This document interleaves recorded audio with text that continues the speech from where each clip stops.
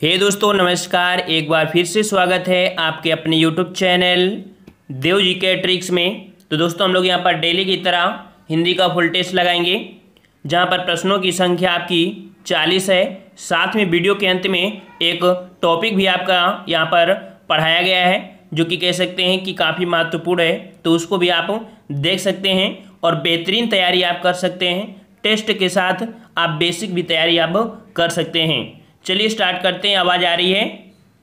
आवाज़ आ रही है सभी को? चलिए तो स्टार्ट करते हैं और सभी लोग वीडियो लाइक कर दें। सभी लोग वीडियो लाइक कर दें।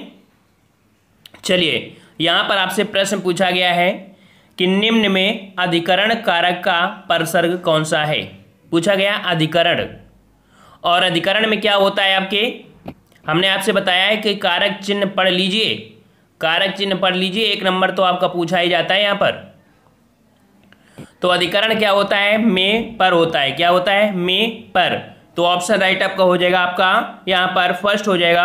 अधिकरण में पर होता है, जो कि ऑप्शन आपका फर्स्ट हो जाएगा। ठीक है। और अगला क्वेश्चन यहाँ पर दिया है कि निम्न में पुल्लिंग शब्द कौन सा है। निम्न में पुल्लिंग शब्द आपका कौन सा है? क्षमा, घटना, रीति और क्षेत्र। तो क्षमा, घटना, रीति। यहाँ पर देख सकते हैं क्षेत्र, जो क्षेत्र है ऑप्शन सी यहाँ पर आपका सही हो जाएगा। ये यहाँ पर आपका क्या है? आपका पुल्लिंग है। ठीक है। नेक्स्ट क्वेश्चन दिया है निम्न में स्त्रीलिंग शब्द कौन सा है।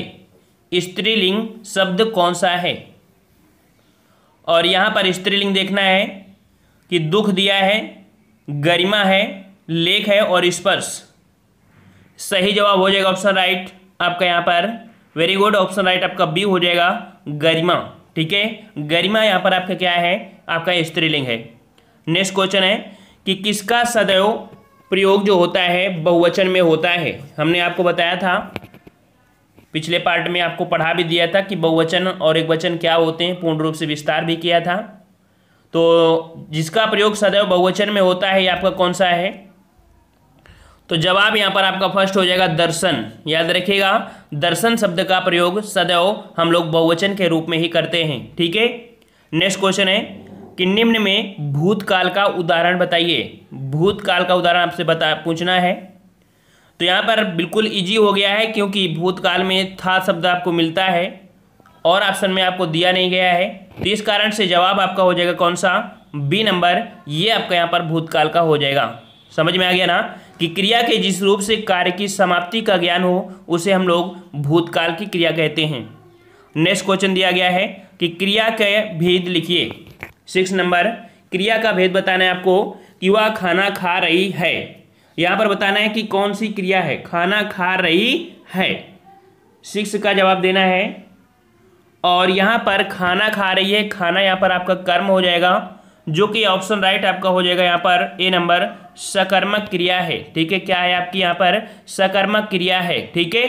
और याद रखिए अकर्मक क्रिया क्या होती है? अकर्मक क्रिया में कभी भी कर्म नहीं होता है। ठीक है। अकर्मक क्रिया में कर्म नहीं होता है, तो इस कारण से आपका यहाँ पर ए हो जाएगा। नेक्स्ट क्वेश्चन है कि उचित संबंध बोधक से रिक्त स्थान भरिए। उचित संबंध बोधक से रिक्त स्थान भरना है 7 नंबर। और यहाँ पर आपका जो जवाब हो जाएगा, पैसे को जेब के अंदर रखो। क्या होता है भाई? अंदर ही तो होता है ना। ऑप्शन आपका क्या हो जाएगा? 7 का ऑप्शन राइट आपका फर्स्ट हो जाएगा, अंदर। ठीक है। और अगला क्वेश्चन यहाँ पर दिया है संज्ञा के भेद बताइए। भारतीय सेना की वीरता विश्व प्रसिद्ध है। यहाँ पर वीरता जो आपका है ये आपका कैसी संज्ञा है? वीरता संज्ञा कैसी है आपकी? तो आपने संज्ञा पढ़ा होगा, व्यक्तिवाचक, जातिवाचक, द्रव्यवाचक, समूहवाचक, भाववाचक, है ना। तो यहाँ पर जो वीरता है कैसी है आपकी? तो आपकी भाववाचक है। ठीक है। ऑप्शन राइट आपका यहाँ पर बी हो जाएगा, भाववाचक संज्ञा है। ठीक है। और यहाँ पर कह सकते हैं संज्ञा सर्वनाम विशेषण में आपको प्रत्यय लगाकर इसके कह सकते हैं विशेषण आपके बनाए जा सकते हैं। नेक्स्ट क्वेश्चन दिया गया है कि मुहावरे का अर्थ लिखिए। अपनी खिचड़ी अलग पकाना। अपनी खिचड़ी अलग पकाना, मुहावरे का अर्थ बताइए क्या हो जाएगा? तो अपनी खिचड़ी अलग पकाना अर्थात साथ मिलकर न रहना। ऑप्शन राइट आपका यहाँ पर हो जाएगा, ऑप्शन आपका हो जाएगा यहाँ पर 3rd नंबर, साथ मिलकर न रहना। ठीक है। नेक्स्ट क्वेश्चन दिया गया है कि मोहरे का अर्थ बताइए कि उड़ती चिड़िया पहचानना, उड़ती चिड़िया पहचानना, मोहरे का अर्थ बताइए। और यहाँ पर 10 का जवाब क्या हो जाएगा? उड़ती चिड़िया पहचानना मतलब रहस्य की बात जान लेना। क्या बोलेंगे? चिड़ियों के बारे में तो होगा नहीं, चिड़िया का अध्ययन नहीं होगा, चिड़िया पालन भी नहीं होगा, तो बचा हुआ ऑप्शन कौन है? रहस्य की बात जान लेना। ठीक है, ये आपका हो जाएगा डी नंबर। नेक्स्ट क्वेश्चन है कि विशेषण के भेद लिखिए। मुझे 4 गज कपड़ा चाहिए। यहाँ पर जो 4 शब्द है एक संख्यावाची है और संख्यावाची के साथ साथ कह सकते हैं कि एक निश्चित संख्यावाची है। तो इस प्रकार से ऑप्शन आपका यहाँ पर जो हो जाएगा आपका बी हो जाएगा, संख्यावाची। ठीक है, यहाँ पर अनिश्चित संख्यावाचक नहीं लगा सकते हैं क्योंकि यहाँ पर 4 जो कि कह दिया गया है कि 4 बिल्कुल फिक्स है। अगर यहाँ पर बोल देता कि मुझे 2-4 गज तो भी अनिश्चित हो जाता है, लेकिन यहाँ पर निश्चित संख्या दी है, इस कारण से आपका बी सही हो जाएगा। नेक्स्ट क्वेश्चन है कि वाक्य को सही क्रम से लिखें। 12 नंबर में यहाँ पर आपको देखो, सीता जी की इच्छा अनुसार सोने की हिरण को पकड़ने उसके पीछे भागते भागते रामचंद्र जंगल के भीतर पहुंचे। क्या हो जाएगा इसका? तो 12 नंबर में यहाँ पर देखते हैं कि क्या भरा जाएगा।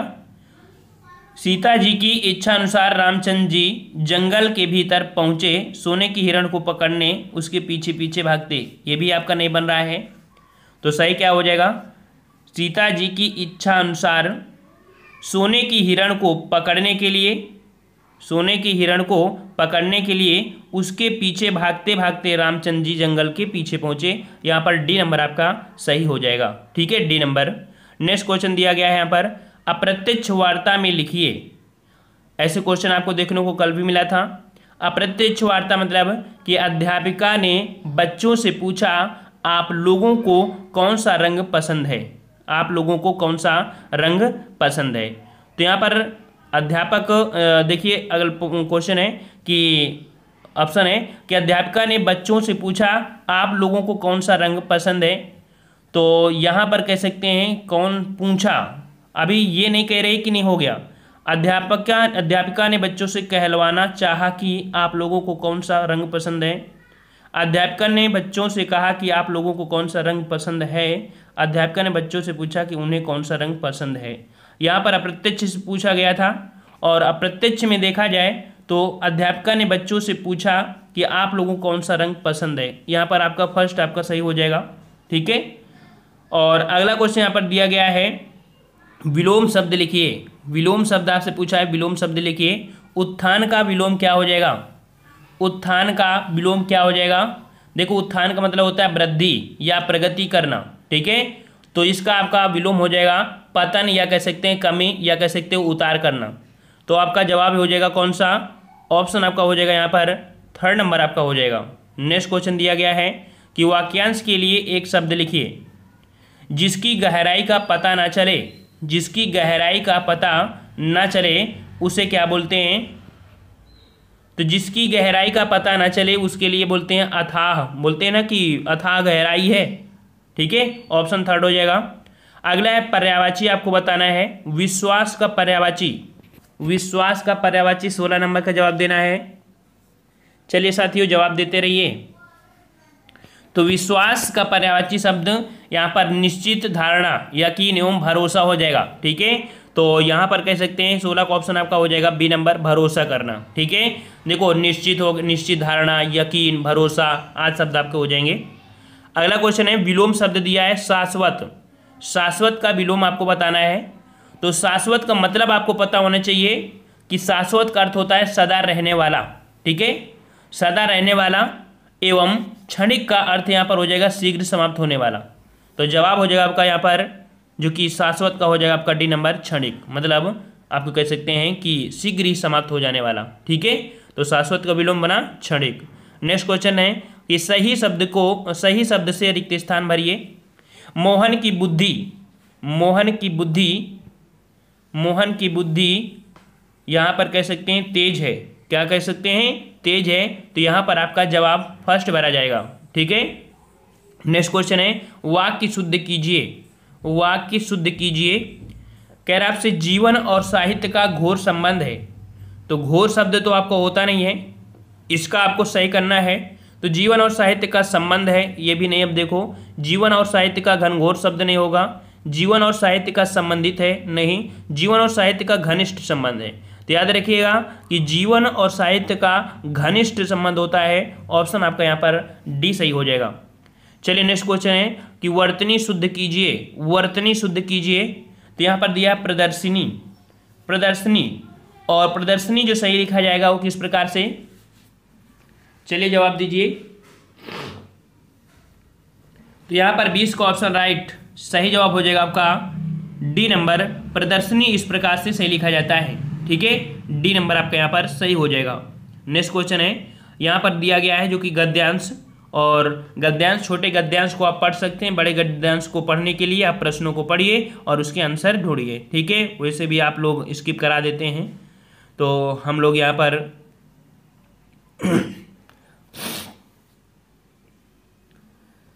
24 नंबर, तो यहाँ पर हंसी किस प्रकार स्वास्थ्य के लिए, मतलब देखो बोला जाता है कि बहुत लोग होते हैं ना हंसते नहीं हैं, तो जो हंसते नहीं हैं उनको कहीं ना कहीं देखा जाए तो अपनी खुशियों को भी अपने अंदर समेटे रहते हैं।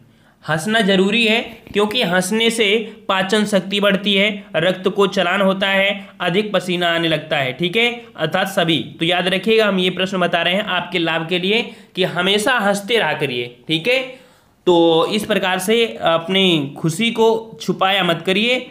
आनंद है तो आनंद को आनंद के साथ ही जीना है, ठीक है। और हंसी और आनंद में अंतर क्या होता है, हंसी और आनंद में अंतर क्या होता है, तो हंसी बाहरी खुशी है और आनंद भीतरी खुशी है, ठीक है। तो दोनों ही पॉइंट आपको यहाँ पर जरूरी था। चलिए अगला क्वेश्चन यहाँ पर आते हैं कि निम्नलिखित में से किस क्रिया का उदाहरण है। निम्नलिखित में से किस क्रिया का उदाहरण है, 26 नंबर।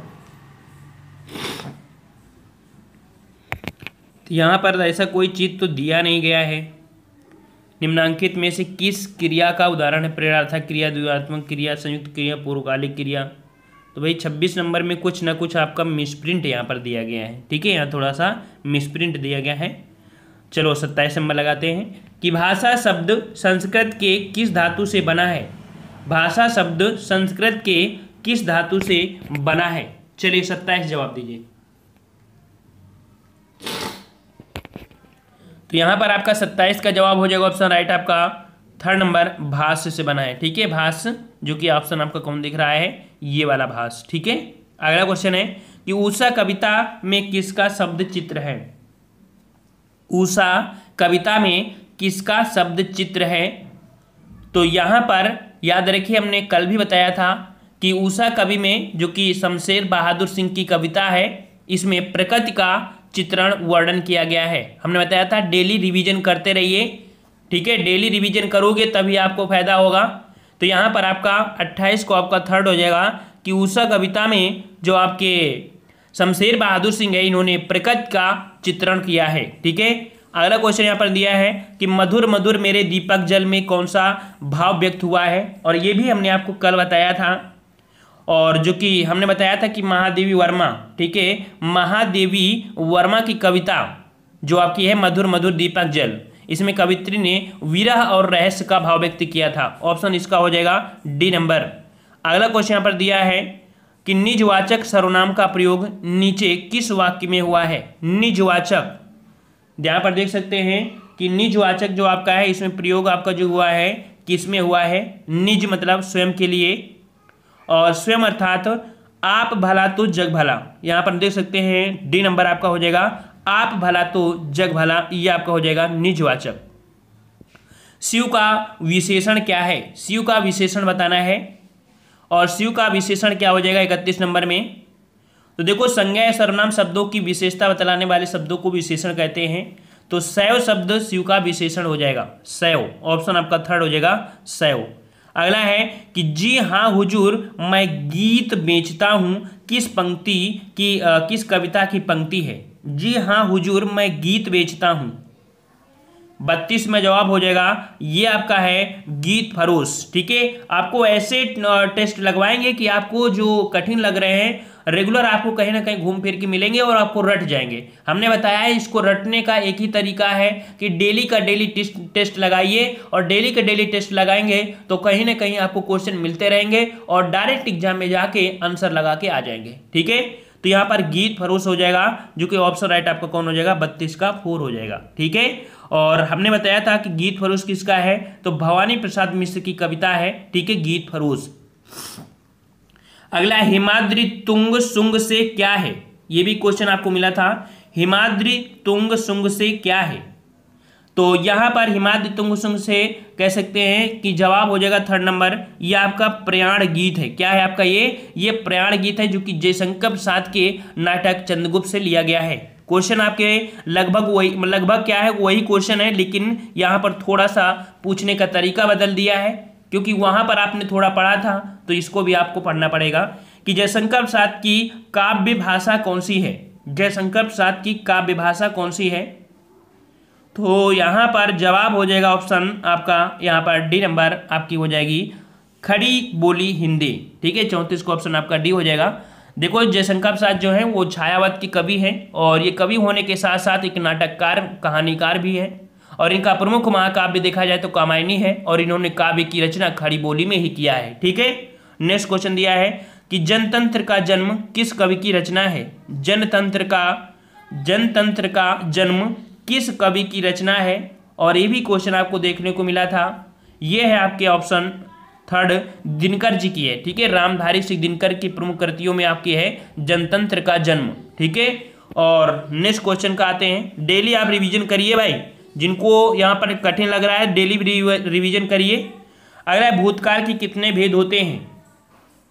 भूतकाल के भेद कितने होते हैं, तो भूतकाल के याद रखिएगा 6 भेद होते हैं। ठीक है, कितने होते हैं, 6 भेद होते हैं, और सामान्य भूतकाल, आसन्न भूतकाल, पूर्ण भूतकाल, अपूर्ण भूतकाल, संदिग्ध भूतकाल, हेतु मद भूतकाल। चलिए नेक्स्ट क्वेश्चन है, कवि शब्द का स्त्रीलिंग क्या है। कवि शब्द का स्त्रीलिंग शब्द क्या हो जाएगा, तो कवि शब्द का स्त्रीलिंग आपका बनेगा कवयित्री। क्या बनेगा, कवयित्री, और कौन सा, ऑप्शन बी हो जाएगा। नेक्स्ट क्वेश्चन है, इनमें से कौन भाववाचक संज्ञा है। इनमें से कौन भाववाचक संज्ञा है, तो यहाँ पर भाववाचक आपको प्रकट करना है। देखो दिया, श्याम नदी पानी तो होगा नहीं, बचपन। बचपन क्या है आपका, ये भाववाचक संज्ञा है। नेक्स्ट क्वेश्चन है कि कविता में मुक्त छंदों का प्रयोग किसने आरंभ किया था। कविता में मुक्त छंदों का प्रयोग किसने आरंभ किया था, तो यहाँ पर आपका जवाब हो जाएगा आपके निराला जी ने। ठीक है, ऑप्शन फर्स्ट हो जाएगा कि निराला छायावाद के आधार स्तंभ है, और इन्होंने ही आपके जैसे अनामिका हो गया, कुकुरमुत्ता हो गया, तुलसीदास हो गई, इसमें से आपके मुक्तक छंदों का ही प्रयोग हुआ है। तो यहाँ पर जवाब हो जाएगा 1st नंबर। अगला क्वेश्चन है कि इनमें से कौन सी कहानी चरित्र प्रधान है। कौन सी कहानी चरित्र प्रधान है, तो यहाँ पर जवाब हो जाएगा आपका 3rd नंबर, सुभान खां। याद रखिए, सुभान खां कहानी ये रामवृक्ष बेनीपुरी द्वारा लिखित है, और सुभान दादा इसमें से प्रमुख चरित्र हैं, इसलिए यह चरित्र इस कहानी के चरित्र प्रधान के रूप में प्रदान करता है।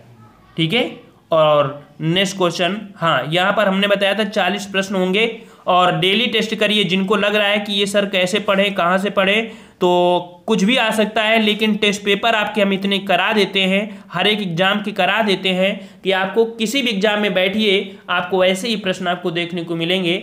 मतलब जब आप सागर को पढ़ लेंगे तो आपको तालाब की जरूरत ही नहीं पड़ेगी। ठीक है, समझ गए ना।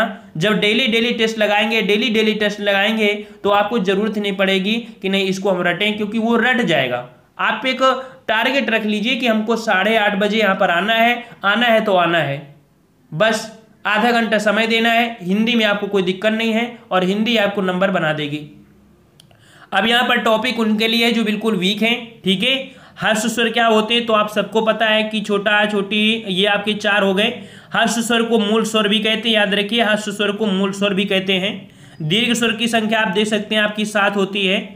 और आगत स्वर कौन होता है आपका, आ होता है। ये इंपॉर्टेंट क्वेश्चन आपका है जो हम बता रहे हैं कि आगत स्वर कौन होता है, तो आपका आ होता है।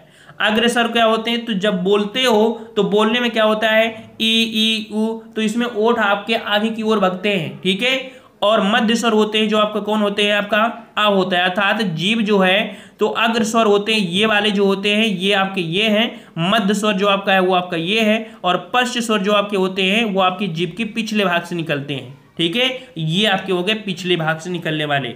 संवृत स्वर आपका बड़ी और बड़ा ऊ, अर्ध संवृत छोटी ई और छोटा ऊ हो जाएगा। विवृत स्वर आपके बड़ा ए औ हो जाएगा। ठीक है, और अर्ध विवृत आपके हो जाएंगे। इसको आप कॉपी में नोट करिएगा, तभी आपका उद्धार हो गया, नहीं तो भूल जाओगे। हिंदी वर्णमाला में जो आपके मूल वर्णों की संख्या है वो आपकी 52 है। हिंदी वर्णमाला में मूल जो स्वरों की संख्या आपकी कितनी है, तो आपकी 11 है। कुल व्यंजनों की संख्या देखा जाए तो 41 है, और मूल व्यंजनों की देखा जाए वर्णमाला में से 33 है। ठीक है, स्पर्श व्यंजनों की संख्या आपकी कितनी होती है, तो आपकी 25 होती है, यहाँ पर 27 है। ये दो आपको वो हैं जो द्विगुण व्यंजन आपको बताया था, द्विगुण व्यंजन ढा और ढा। ठीक है, डा और ढा ये आपको 2 जोड़ दिया है। अंताश्र व्यंजन या रा ला वा होते हैं जो कि 4 होते हैं। उस व्यंजन की संख्या आपकी 4 होती है, सा सा सा और हा। आगत व्यंजनों की संख्या आपकी 2, संयुक्त व्यंजनों की संख्या 4। ठीक है, ये आप लोग जानते हैं। यहाँ पर देख लीजिए जरूरत है, जो अर्ध स्वर होते हैं, अर्ध स्वर में आपके या और वा, इनको अर्ध स्वर कहते हैं। लुंठित जैसे आप रा बोलते हैं तो आपकी जी बिल्कुल 25 बार कम से कम रा बोलते हैं, तो आपकी जी आपको दोनों तरफ देखो वो तालुओं में जल्दी जल्दी वाइब्रेट कर देती है रा, तो इसको लुंठित बोलते हैं। पार्श्विक बोलते हैं ला को, जब ला बोलते हो तो आपकी जी पीछों को मुड़कर तालु में छू जाती है। ठीक है, बोलो ला तो ला में देखो जीभ आपकी पीछे मुड़ जाती है, छू जाती है, तो इसलिए पार्श्विक हो गई। यहाँ पर दिया है ऊष्म संघर्षी, तो ऊष्म संघर्षी जो होते हैं सा सा सा होते हैं, इन्हें ऊष्म व्यंजन बोलते हैं। द्विगुण या उच्छिप व्यंजन होते हैं जो डा और ढा होते हैं। स्पर्श व्यंजन का से लेके आपके कह सकते हैं माँ तक जो होते हैं, और डा और ढा भी इसी के अंतर्गत रख देते हैं। अघोष वर्ण क्या होते हैं, अघोष वर्ण,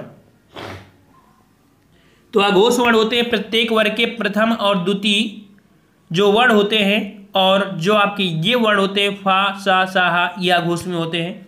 सघोष में होते हैं किसी भी वर्ग के तृतीय चतुर्थ और पंचम। मतलब ये समझ नहीं पा रहे होंगे नए बच्चे, तो देखिए का खा गा घा अंगा, तो ये जो आपके 2 वर्ण हैं। इसी प्रकार से का से लेके आपके जो मा तक वर्ण होते हैं, ठीक है, तो उनमें से पा फा तक, ठीक है, और ये अर्थात का खा चा छा टा ठा, ये जो होते हैं अर्थात प्रथम और द्वितीय होते हैं उनको अघोष बोलते हैं। तृतीय चतुर्थ पंचम होते हैं उनको सघोष बोलते हैं। समझ में आ रहा होगा।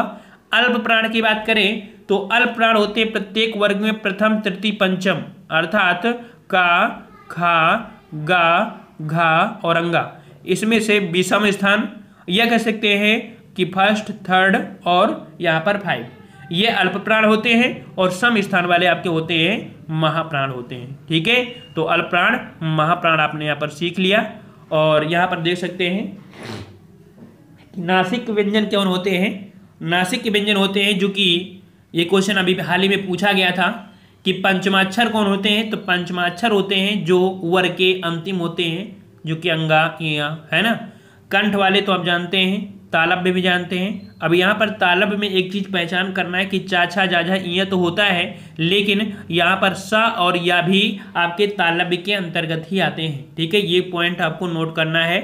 मूर्धन्य में टाठा डाढ़ा अड़ा तो होता है, लेकिन आपको इसको भी यहाँ पर याद करना है कि सा भी आपकी किस में आता है, मूर्धन्य में आता है। ठीक है, और यहाँ पर ओष्ठ में देखिए पा फा बाभा मा हो गया, और वर्तस्य व्यंजन में आपके होते हैं सा रा ला होता है, दंतोष्ठ में आपका वा होता है, और स्वरयंत्री स्वर आपका होता है हा होता है। ये आप नोट कर लीजिएगा। ठीक है, अच्छे से हमने आपको यहाँ पर बता दिया है जो भी दिक्कत हो। ठीक है, तो इस प्रकार से ये आपका रहा जो कि टेस्ट रहा, और उम्मीद है कि आपको टेस्ट अच्छा लगा होगा। और डेली टेस्ट आप लगाएंगे तभी आपको यहाँ पर कह सकते हैं हिंदी में कमांड बनेगी। और हम चाहते हैं कि इसी प्रकार छोटे छोटे टॉपिक को जोड़ दें, और जो आपको हिंदी साहित्य में दिक्कतें हो रही हैं वो लगातार ऐसे ही आपको दिक्कतें आती रहेंगी लेकिन लगातार अगर देखते रहेंगे तो उम्मीद है कि आपको ये टेस्ट सरल लगने लगेंगे। ठीक है, और एक बार फिर से आप अपने चरम में पहुंचेंगे, और यहाँ पर 40 में 38, 50 में 46 आप सही करने लगेंगे। ठीक है, मौसम परिवर्तन अर्थात कह सकते हैं कि जैसे जैसे समय परिवर्तन होता रहेगा तो हिंदी का टेस्ट भी आपका थोड़ा सा हार्ड होता रहेगा। उसी के अकॉर्डिंग यहाँ पर आपको टेस्ट भी लाए गए हैं, ताकि आपके जो कह सकते हैं कि आप लगातार रिवीजन करते रहें और अपनी हिंदी मजबूत करते रहें। हमने बता दिया है कि 8:30 बजे रात को इंडिया का ऐसा कोई टेस्ट नहीं बाकी रहता जिसको हम सॉल्व नहीं करवा देते हैं। ठीक है, आप कहीं भी जाइएगा हिंदी का टेस्ट दे दीजिएगा, आपको कभी ये नहीं पढ़ना पड़ेगा कि नहीं बिहार स्पेशल में क्या आता है, बिहार स्पेशल हिंदी क्या होगी, राजस्थानी स्पेशल में क्या होगी, उसके बीएड में क्या होगा, आरओ में क्या आएगा, सब आप पढ़ सकते हैं। काफ़ी बच्चों को कमेंट आते हैं सर आरओ के कंप्लीट करवा दीजिए। और आरओ में हमने बताया था कि 6 चैप्टर होते हैं, आपको 6 चैप्टर आपको पढ़ना है। 6 चैप्टर जैसे कि आपका हो गया तत्सम तद्भव हो गया, पर्यायवाची, ठीक है, विलोम शब्द हो गया, ठीक है, ऐसे ही तो टॉपिक आते हैं। ये आप लगातार टेस्ट लगाते रहेंगे तो आप कोई भी एग्जाम निकाल सकते हैं। आरओ क्या है, हाई कोर्ट में निकाल सकते हैं, कुछ भी कर सकते हैं ना। रेगुलरिटी आपकी है और हमारा फर्ज है कि हम रेगुलर आपको क्लासें देते हैं, चाहे कोई त्यौहार हो या कुछ भी हो, हम आपको क्लासें आपको रेगुलर देते हैं। तो आपका भी फर्ज होना चाहिए कि 8:30 बजे हमको आना है, तो आना है, कोई भी काम हो उसे हम छोड़ देंगे, आधा घंटे के बाद ही करेंगे, भले ही वो प्रश्न आपके पढ़े क्यों ना हो, लेकिन रिवीजन करना, बार बार पढ़ना, यही आपका लक्ष्य होना चाहिए कि जब तक हम स्टूडेंट हैं, जब तक हमारा एक लक्ष्य है कि नहीं हम पढ़ाई करेंगे, तब तक आप पढ़ाई करो। लेकिन जब से आप छोड़ो कि अब पढ़ाई नहीं करना है, हमको बर्फ बेचना है, ठीक है, बतासा की ठेलिया लगाना है, तो भी आप लगा सकते हो। समझ में आ गया ना? ठीक है भाई, तो मिलते हैं नए वीडियो में, तब तक के लिए धन्यवाद। जय हिंद, जय भारत।